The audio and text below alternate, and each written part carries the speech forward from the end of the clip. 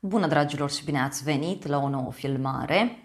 De această dată te invit la două citiri de tarot, în cadrul cărora vreau să văd ce mesaj are Universul în acest moment să-ți transmită, încotro merge viața ta, ce trebuie să cunoști. Poți să alegi un număr pentru tine, un număr pentru o altă persoană. De asemenea, poți să alegi un număr pentru dragoste, un număr pentru carieră sau un număr pentru sufletul tău. Și avem numărul 1, piatra roșie sau piatra portocalie, maro, și numărul 2, piatra galbenă. O să te rog să alegi intuitiv și ne vedem la numărul sau la numerele alese de către tine. Și începem cu numărul 1, cei care au ales piatra roșie. Să vedem în primul rând mesajele tarotului pentru tine, ce trebuie să cunoști. Au sărit 3 cărți. Le voi lua în considerare. Hai să vedem așadar ce trebuie să cunoști. Care sunt mesajele pentru sufletul tău.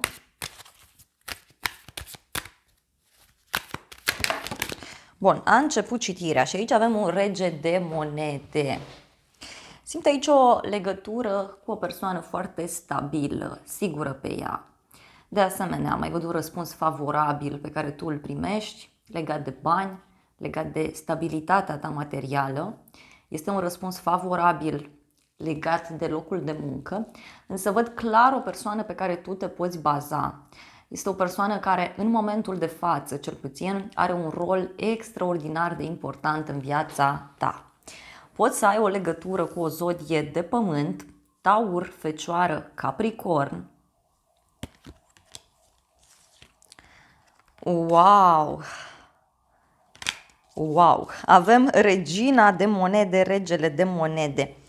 Văd două persoane mature, asumate, două persoane care sunt independente din punct de vedere financiar, știu foarte bine ceea ce își doresc și, de asemenea, văd foarte clar că în acest moment fie ai cunoscut pe cineva, fie urmează să cunoști. O conexiune foarte puternică văd aici a unui cuplu. Poate să fie un cuplu care are un copil cu valetul de bâte. Pentru alții poate să fie vorba despre mult entuziasm dintre tine și această persoană. Despre multă bucurie, multe vești bune, activități noi pe care le faci împreună cu acest om. Și în cele mai multe cazuri se vede clar aici o energie de suflete pereche. Acest as de monede reprezintă o nouă etapă, mult mai stabilă, mult mai sigură din cadrul acestei relații. Și tot asul de monede vine cu o dovadă pe care cineva o aștepta, o dovadă fizică, palpabilă. Da? Toată povestea asta are legătură cu o încărcătură foarte mare, simt eu, din punct de vedere emoțional. Are legătură cu o agitație pe care tu o simți în acest moment sau pe care ai simțit-o. Însă mai văd aici o persoană obosită, cineva care simte că lucrurile merg într-o direcție neașteptată. Da? Mai este puțin și se pare că această situație se finalizează. Da? Se finalizează și avem luna, deci multă confuzie totuși văd în același timp. O conexiune poate cu o femeie, cu zodia rac, zodia pești. Văd aici foarte clar multă teamă pe care cineva o are. Multă teamă, multă nesiguranță. Ceva care momentan nu este foarte clar. Și are legătură cu o petrecere, cu o bucurie. Este o bucurie mică. Poate este o situație pe care tu în momentul de față nu o vezi foarte clar. Este o situație care, atenție, presupune să faci ca lucrurile să meargă într-o direcție total neașteptată. Da? Hai să vedem. Luna, da? Avem 5 de bâte. Uite, poate să fie o situație aici care provoacă o oarecare agitație, o oarecare neînțelegere. Însă, cărțile îți spun foarte clar să te informezi mai bine și să ai o discuție sinceră cu persoana aceasta sau în situația în care tu te afli. Eu văd aici un blocaj, da? Un blocaj care este de foarte mult timp și care în momentul de față se rupe. Hai să clarificăm puțin povestea. Începem cu acest as de monede. As de monede, da? Care, uite, vine cu un inel. Deci este vorba clar despre o nouă colaborare, o nouă persoană care poate să apară în viața ta, dar și o dovadă fizică, palpabilă, pe care cineva ți-o oferă.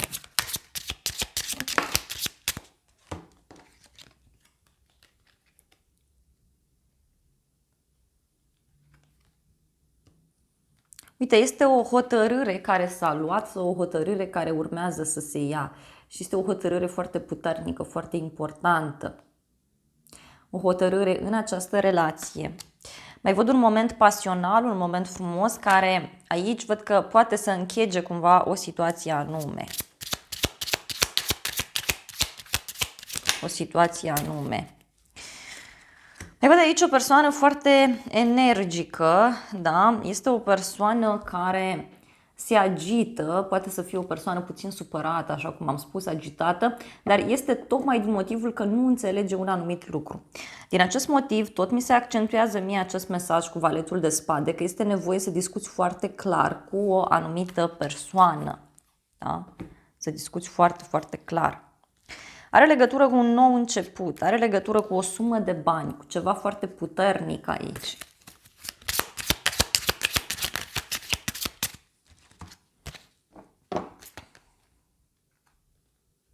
Mai văd clar o lipsă de încredere a unei persoane. O lipsă de încredere. O situație ciudată aici care are legătură cu o femeie, cu o casă, cu cineva din familia ta, din casa ta. Mai văd o persoană aici puțin agitată, obosită, cineva care se luptă de mult timp cu o situație. Da? Și uite, văd aici că în viitorul apropiat tu vei avea o discuție destul de ciudată cu un bărbat, dacă ești femeie în mod special, legată de o închidere, legată de o transformare. Deci poate vei avea o discuție intensă, poate la muncă sau în relația cu un prieten, în relația cu o persoană din jurul tău.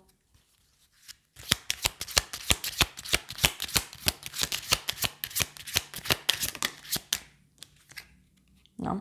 Și uite, văd o noutate, văd faptul că apare acea lumină de la capătul tunelului, chiar dacă inițial tu nu înțelegi cum anume stau lucrurile. Hai să vedem, dragii mei, și oracolul ce spune, pentru că este clar o perioadă de confuzie pentru cineva anume. E ca și cum tu ai luat o decizie cu o persoană și mai văd pe cineva aici care se simte îngenunchiat, este o persoană căreia este teamă de un anumit lucru. Hai să vedem. Ok. Toată povestea asta are legătură cu o dorință foarte mare pe care cineva o are. Cu o atracție puternică pe care o persoană o simte față de tine sau în general vorbim. Are legătură cu un inamic, da? Sau cu cineva care vrea să-și protejeze locul, cineva care vrea să protejeze situația aceasta. Poate să fie cineva care spionează, da? Pentru că a venit și valetul de spade. Este o deblocare, dar și un blocaj în același timp. Deci, și este ceva care, uite, are legătură aici cu un bărbat. Mai văd pe cineva care ție îți poate oferi un secret, îți poate oferi o informație extrem de prețioasă. Da? Și uite, o stabilitate mare, o hotărâre foarte importantă care se ia în acest moment.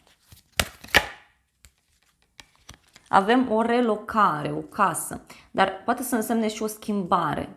Poate aici, uite, ai o discuție cu o persoană legată de o mutare împreună, în unele cazuri. Să vedem îngerii romantici ce spun, ce trebuie tu să cunoști în acest moment.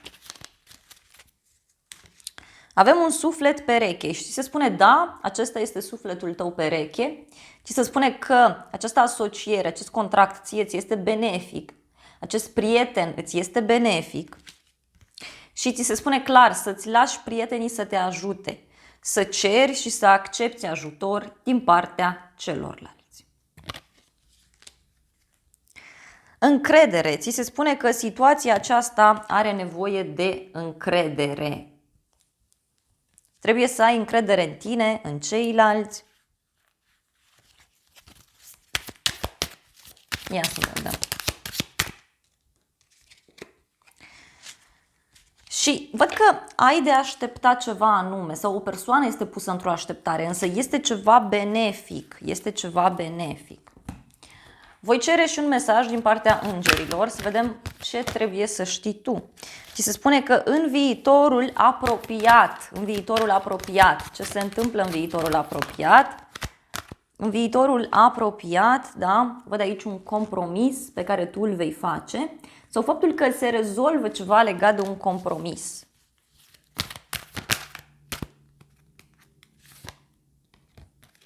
Uite, reconsider ceva, reconsider o situație.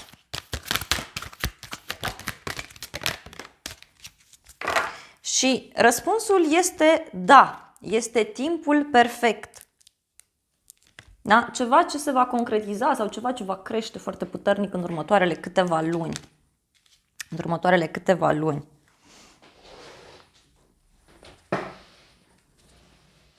Cineva aici este clar că se gândește la o schimbare, la o transformare.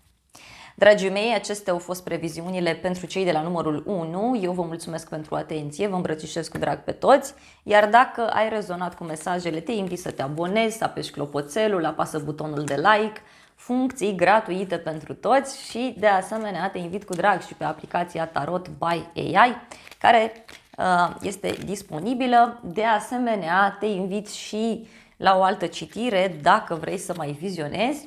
Iar dacă ești interesat de citiri pe zodii, te invit cu drag pe celălalt canal de YouTube, Tarot, Soare și Lună.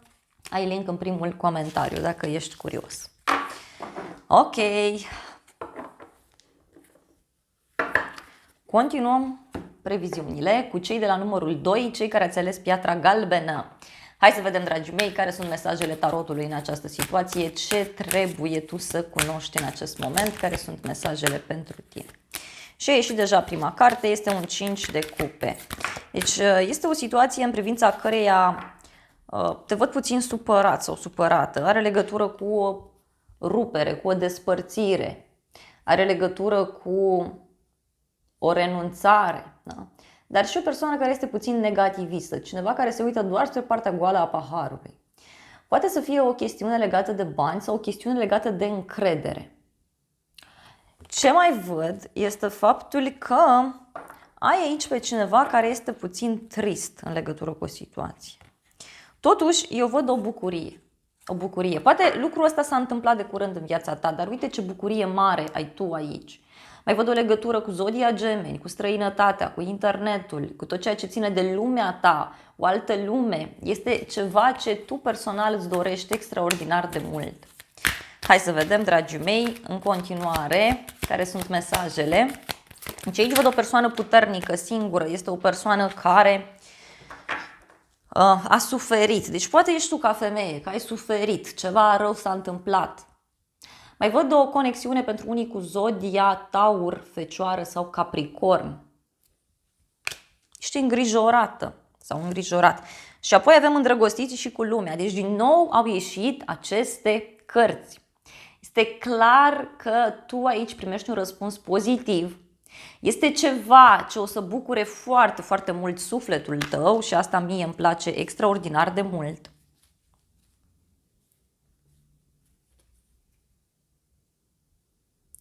Și are legătură cu finalul unei perioade. Finalul unei perioade ciudate. Da?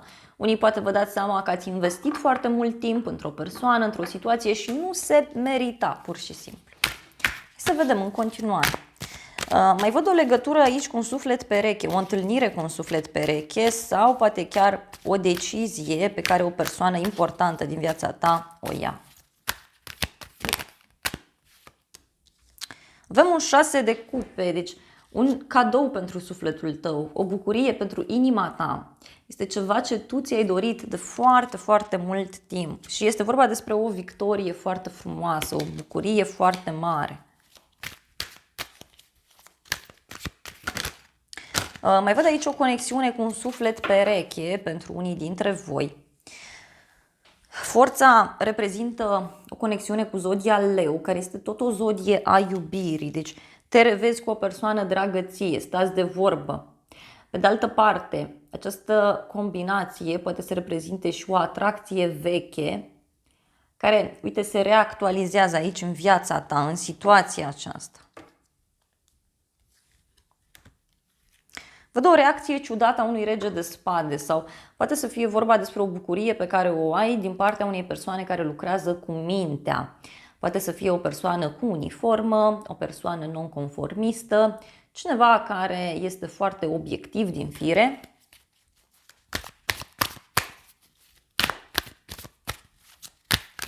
Hai să vedem despre ce este vorba, ce trebuie tu să cunoști.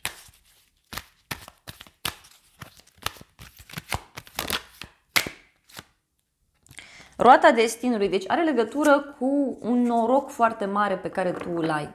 Deci tu aici vei avea un noroc foarte mare. Destinul tău se va schimba în viitor. Un progres, o bucurie, văd aici, niște bani, uite, care îți vin de undeva anume. Sau o relație care crește, văd eu aici încet și sigur. O discuție pe care o vei avea, fie cu un copil, fie are legătură cu un proiect, dar pentru unii văd clar că în cadrul unei relații vor avea loc niște discuții legate de un copil, legate de un nou început. Hai să vedem. Uite, tu aici ai parte de o bucurie foarte mare. Este o bucurie care ție personal, eu văd clar că îți va schimba viața. Îți va schimba viața. Ceva se schimbă radical în viața ta, în sufletul tău. Și are legătură cu o perioadă negativă, o perioadă în care lucrurile nu au funcționat așa cum ți-ai dorit tu. Da? Nu au funcționat. Și uite, văd o hotărâre foarte mare care se ia în viitorul apropiat. Este o hotărâre care ție îți va da o mai mare încredere în persoana aceasta, în situația aceasta. Uite, dacă aștepți un răspuns din punct de vedere profesional, acesta este pozitiv. Și mai văd faptul că este ceva ce tu îți dorești foarte mult. Dacă discutăm de o relație, aici vor fi discuții foarte serioase în legătură cu o mutare împreună, în legătură cu o schimbare, cu o relocare. Dar și un nou început care pur și simplu pare ireal pentru tine sau va părea ireal, da? Va părea ireal. Ia uite, deci este vorba despre un final, da? Un final, despre o nouă etapă din viața ta mult mai norocoasă. Un bărbat puternic îți schimbă viața sau o persoană puternică, cineva care, cum să vă spun eu, acționează cumva anume. Un noroc foarte mare pe care îl ai. Da? Este vorba despre o schimbare foarte mare în viața ta care apare, niște vremuri tulburi. Niște vremuri tulburi. Schimbarea aceasta, care, repet, poate avea legătură cu un copil, poate avea legătură cu un proiect sau chiar cu o persoană nouă pe care o poți cunoaște, niște activități noi pe care le faci. Uite, văd un mesaj, un apel telefonic, un e-mail, o veste bună pe care o primești și care pentru tine este extrem de favorabilă, extrem de pozitivă. Hai să vedem oracolul ce spune în acest context, da? Oracolul vorbește, uite, despre o persoană geloasă pe succesul cuiva. Da, niște bârfe, niște discuții care au loc. Văd succes, văd bucurie, dar văd și persoane puțin invidioase. Deci, alte mesaje, uite, vorbesc despre foarte mare noroc, despre bani, despre o moștenire, despre ceva extraordinar de puternic pentru sufletul tău. Pentru sufletul tău.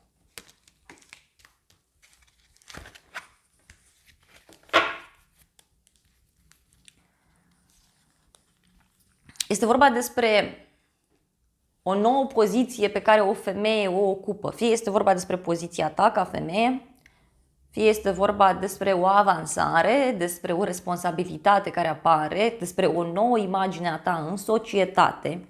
Da? Și asta este absolut fantastic.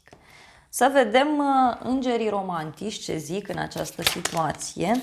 Îngerii romantici zic că e cazul să te relaxezi puțin, fie împreună cu această persoană, fie separat. Pentru că văd clar aici că cineva are niște probleme legate de un abandon sau probleme legate de familie. Însă Este clar că e nevoie să faci un efort, să-ți exprimi iubirea, să mergi și să faci gesturi romantice față de cineva, dar și persoana respectivă să facă gesturi romantice față de tine. De asemenea, ți se spune că pe cât te vei cunoaște mai bine cu o persoană, pe atât se vor lega mult mai puternic lucrurile între voi.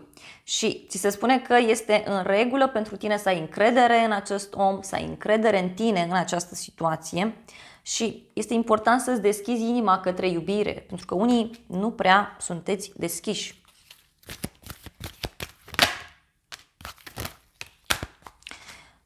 Îngerii zic să-ți asculți intuiția. Da? Răspunsul este nu, dintr-un anumit punct de vedere. Deci pentru cineva răspunsul este nu.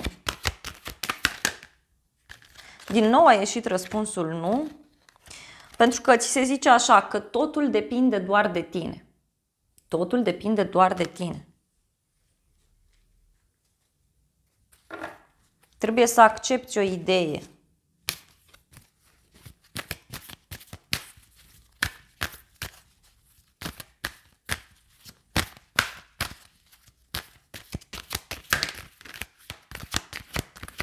Se zice să rămâi pozitiv, să rămâi pozitiv, să meditezi asupra răspunsurilor, pentru că este clar aici că dacă tu conștientizezi că totul depinde de tine în situația asta, răspunsul este pozitiv, dar din nou ți se cere o pauză, ți se cere relaxare, relaxare. Și îngerii spun clar despre o mare schimbare. Despre o mare schimbare. Dragii mei, acestea au fost previziunile pentru cei de la numărul 2. Eu vă mulțumesc pentru atenție, vă îmbrățișez cu drag. Iar dacă ai rezonat cu mesajele, te invit să apeși butonul de like, să apeși clopoțelul, abonează-te acestui canal, poți să lași un comentariu. Iar dacă dorești, te invit cu drag și la o altă citire. Iar pentru cei interesați de tarot pe zodii, vă aștept cu drag pe celălalt canal de YouTube, Tarot Soare și Lună. Aveți toate informațiile în primul comentariu, iar pentru cei interesați de aplicația Tarot by AI, vă invit cu drag să o căutați. Vă iubesc, vă îmbrățișez pe toți și vă doresc să aveți parte de o zi sau de o seară cât mai frumoasă și sper că aceste informații v-au fost de folos.